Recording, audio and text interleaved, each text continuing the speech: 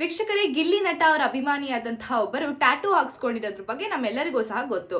ಆದ್ರೆ ಈಗ ಅದೇ ವ್ಯಕ್ತಿ ಒಂದು ಇಂಟರ್ವ್ಯೂ ಅಲ್ಲಿ ಏನ್ ಹೇಳಿದ್ದಾರೆ ಅಂತ ಅಂದ್ರೆ, ನನ್ನ ಹೆಂಡತಿ ಮಕ್ಕಳು ಎಲ್ಲ ಹೇಳ್ತಾ ಇದ್ದಾರೆ, ಟ್ಯಾಟೂ ಹಾಕ್ಸ್ಕೊಂಡ್ರಿ ಅಲ್ವಾ, ಏನ್ ಸಿಕ್ತು ಇವಾಗ? ತನ್ನ ಹೆಂಡತಿ ಮಕ್ಕಳು ಅಪ್ಪ ಅಮ್ಮನ್ ಟ್ಯಾಟೂ ಹಾಕ್ಸ್ಕೊಳ್ಳಿಲ್ಲ, ಅವ್ರು ಬೆಳೀಲಿ ಅನ್ಬಿಟ್ಟು, ಅಂದ್ರೆ ಗಿಲ್ಲಿ ಅವ್ರು ಬೆಳೀಲಿ ಅಂತ ಹೇಳಿ ಟ್ಯಾಟೂ ಹಾಕ್ಸ್ಕೊಂಡ್ರಿ, ಇವಾಗ ಅವ್ರು ನಿಮ್ನ ನೋಡೋಕ್ಕೂ ಸಹ ಬಂದಿಲ್ಲ ಅಂತಂದಾಗ ನಾನು ಏನ್ ಮಾತಾಡ್ಲಿ ಅನ್ನುವಂತ ಒಂದು ಸ್ಟೇಟ್ಮೆಂಟ್ ನ ಈ ವ್ಯಕ್ತಿ ಹೇಳಿದ್ದಾರೆ. ಆದ್ರೆ ಈ ವ್ಯಕ್ತಿ ಟ್ಯಾಟೂ ಹಾಕ್ಸ್ಕೊಂಡಿದ್ದಾದ್ರು ಯಾಕೆ? ಗಿಲ್ಲಿ ಮೇಲಿರೋ ಪ್ರೀತಿಗೆ ಇವ್ರು ಹಾಕ್ಸ್ಕೊಂಡಿದ್ದಾರೆ. ಈಗ ಹಾಕ್ಸ್ಕೊಂಡ್ಮೇಲೆ ಗಿಲ್ಲಿ ಅವರಿಂದ ಈ ರೀತಿ ಎಕ್ಸ್ಪೆಕ್ಟ್ ಮಾಡೋದು ತಪ್ಪು ಅಲ್ವಾ?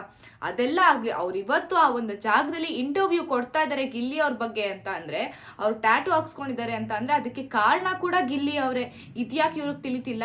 ಇವರು ಯಾರು ಅಂತ ಜನರಿಗೆ ಇವಾಗ ಗೊತ್ತಾಗಿದೆ, ಇವ್ರಿಗೊಂದು ಐಡೆಂಟಿಟಿ ಸಿಕ್ಕಿದೆ ಅಂತ ಅಂದ್ರೆ ಅದು ಗಿಲ್ಲಿ ಅವರಿಂದ.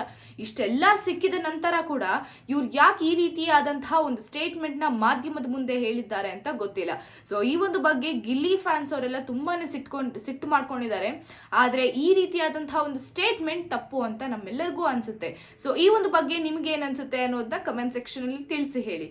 ಹಾಗೆ ಇದೇ ರೀತಿಯಾದಂತಹ ಒಂದು ಲೈವ್ ಅಪ್ಡೇಟ್ಸ್ ಗಳಿಗಾಗಿ ನೋಡ್ತಾ ಇರಿ ಸಾರ್ವಭೌಮ ಟಿವಿ.